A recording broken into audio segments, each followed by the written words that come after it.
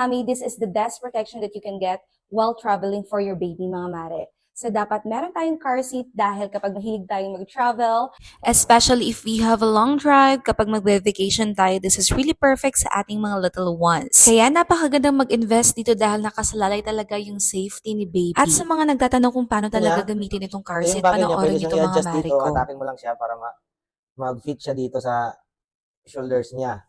Tapos kung gusto mong mag-loosen, ito naman, hatakin mo lang siya dito. Pindutin mo lang siya. Hatakin mo siya. Ganon. Tapos ang buckle natin. At paano nga ba to ilagay sa sasakyan? Eto na nga mga mare, yung tutorial. At mga mami, napakadali lang itong iset up dito sa sasakyan. Make sure lang na nakalagay talaga to ng mabuti sa upuan. Then kukunin lang natin yung seat belt at ilalagay natin dito sa gilid.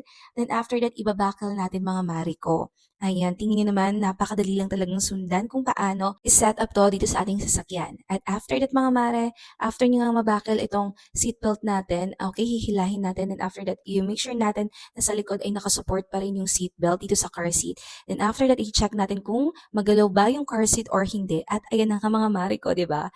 Safe na safe talaga dito si baby sa car seat na to. Kaya sa mga naghahanap ng car seat dyan, nako, i-prioritize ito guys, up to 13 kilos yung pwede dito na timbang sa car seat natin. Kaya naman, if you're interested with this one, i-check out yun na dahil nakasale to mga mare ko at nako, gamit na gamit talaga. Again, this is the best protection that you can give for your baby while traveling, kaya check out na!